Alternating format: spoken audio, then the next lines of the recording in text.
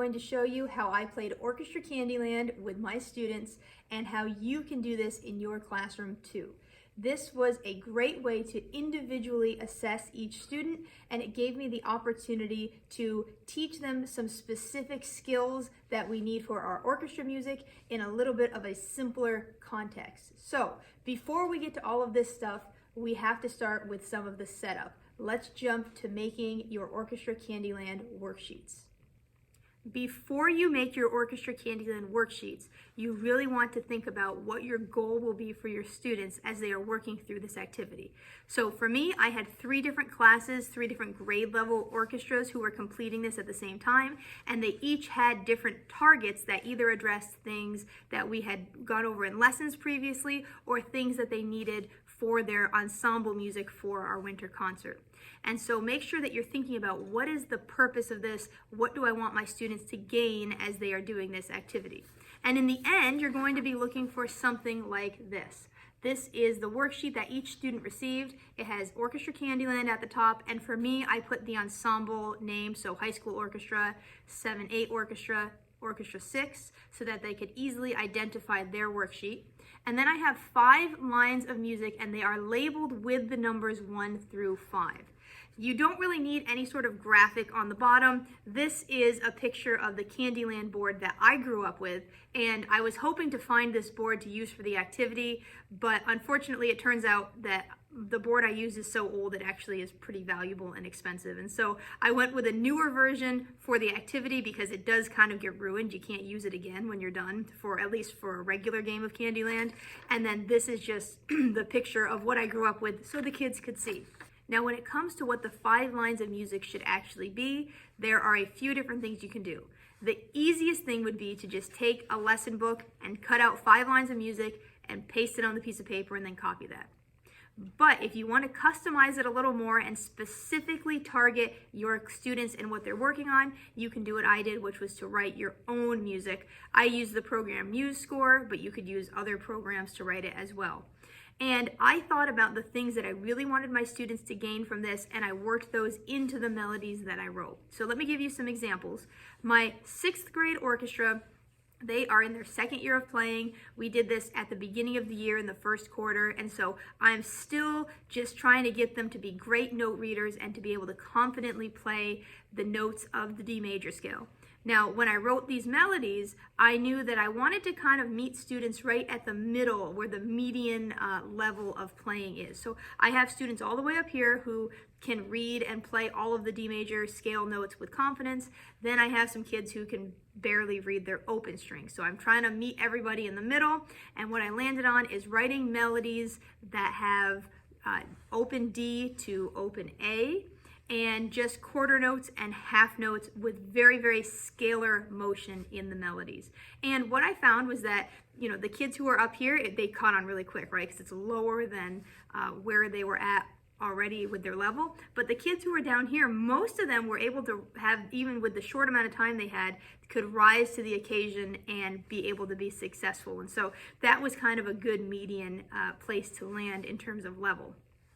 For my 7th and 8th graders, their winter concert has to do with rhythm. So they have a piece that has a lot of dotted and syncopated rhythms. They have a piece in 6/8, which is new for many of them. And then they have a piece that uses a lot of 16th notes in different combinations, so 8th and 16th note rhythms.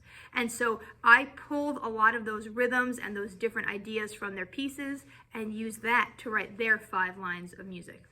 And finally, for my high schoolers are playing a piece that changes key 5 times. And so I thought that actually presented a cool opportunity to make 1 line of music in each key. But I actually went a step further. I modeled the lines after the melodies within those keys. And then I looked for some of the things that might make it extra challenging in those sections because of the key signature and because of the accidentals. So for example, in one section, they have some augmented seconds, so a B flat up to a C sharp. And so when I wrote that line of music in that key, I made sure to include the augmented seconds. Another thing that I noticed was that when they were playing in the key of A major, there was often G sharps next to D natural. So for violins and violas, that would be a high 3 and then pulling it back to a regular 3. And then whatever the equivalent is to that on the other instruments, you kind of understand how that can be challenging for students. And so I made sure to incorporate that into my melody. And so as the kids worked through these 5 lines, they actually were learning the things that they needed for their orchestra music.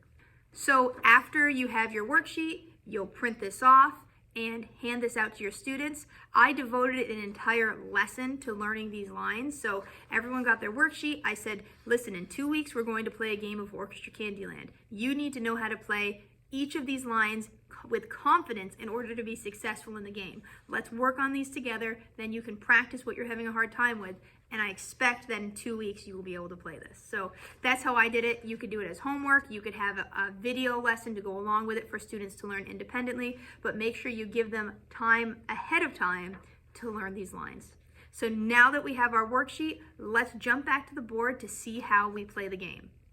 While your students are working on the Orchestra Candyland worksheet, that would be a great time for you to prepare the game board. So make sure you find a Candyland game that you are okay with ruining. After you're done with this activity, you really won't be able to play it as the regular game anymore. It will always be Orchestra Candyland. So I found mine at a thrift store for like $2, but even if you just had to go to Walmart and buy one for $15, it's not super expensive in order to be able to do this activity. And I really liked the idea of having the board suspended on the whiteboard like this so that anyone in the room could look up and see where their game piece was at any time. Of course, you could just lay this flat on a table, but I just thought this was a little bit more fun and visually appealing. And so I had to go through and put half of a Velcro dot on each square of the board.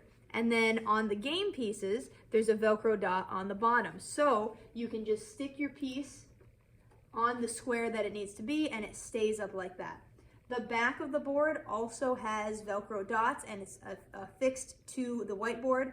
This was the one problem I did run into throughout the course of playing. I think there was some moisture in my classroom and the board started to bow out a little bit and it did fall off a couple of times. So there might be a better workaround for that in the future, but it did make it through about a month and I think I'll be able to fix it for next time so that we can still use it and still mount it up here like this. So that's what you need to do to get the board ready. Now let's talk about how to play the game. So each class, 2 students had the opportunity to take a turn. And this is something, again, that you can customize based on the situation you're in and how many students you have. But for me, I wanted to space this out to take about a month. And so I would select 2 students each day. Now, the way that I select students, at least this year, in my class to either answer questions or do things like this, is that each student has a playing card with their name on it. I'm not going to show you, but they've written their name on it. And so each day I would just draw 2 cards and tell those students that it was their turn to play. So they would take out their Orchestra Candyland worksheet and then I would roll the die. And that's where those numbers come in. So if I landed on number 2, they'd play line 2. If I landed on 6, that was a wild. They could pick whichever line they wanted to play. So the student would then play the line, and some students were hesitant to play in front of the class independently, but I actually was really surprised. Other than a handful of kids, everyone was brave enough to do this on their own, and all of my students across the board from 6th to 12th grade did an amazing job with that. So I was a little bit worried about that, but they really all did rise to the occasion. Now, I also printed off, and I'm just going to cover up the names here, but a class roster, because as each student went, I marked off that they went so that I knew that they had already had their turn. And I also marked like check plus if they played it really well. I check if maybe there was a little bit of a mistake. And then if they refused to play, which a few students did, I made sure I marked that down too. And the idea is that in the future, when we do a game similar to this, I will then mark down how they did that time, and maybe hopefully we will see some progress. If they got just a check last time, they might get a check plus next time.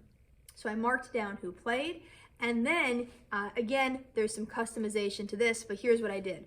These are the Candyland cards, and I said if you play it perfectly, and I'm using that word loosely, but good enough to where I'd say, yeah, that was good, I would accept that, then I drew 2 cards. So they would move their piece to orange, move their piece to blues.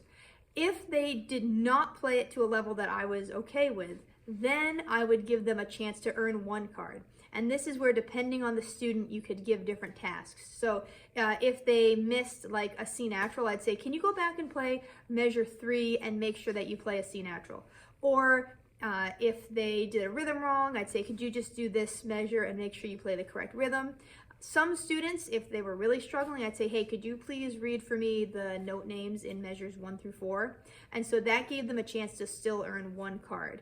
Students who refused to play, of course, didn't earn anything. And the idea is that they're working as a team.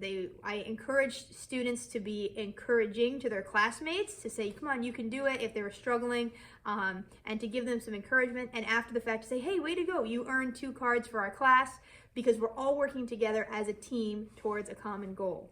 Now, I'm sure you've been wondering this whole time, what happens when they win? Again, just like this whole thing, you can totally customize it to where you are with your students, what you have for resources and what you'd like to do. But let me show you what I did for my students. So I felt like the prize for Orchestra Candyland should involve some candy. And so I made up these little bags for students that say Orchestra Candyland winner, and then I just threw 3 little Hershey bars in here.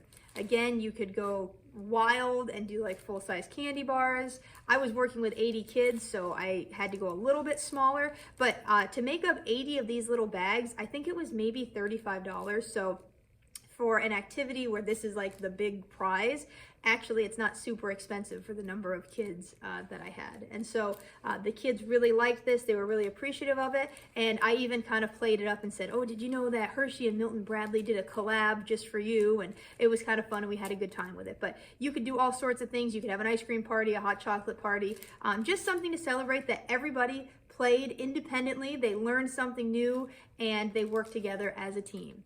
So that's Orchestra Candyland. I hope you were inspired to maybe adapt this to something that you can do with your class. And I have some more fun games like this coming later this year. So I hope everyone has a great day, and I will see you in the next video.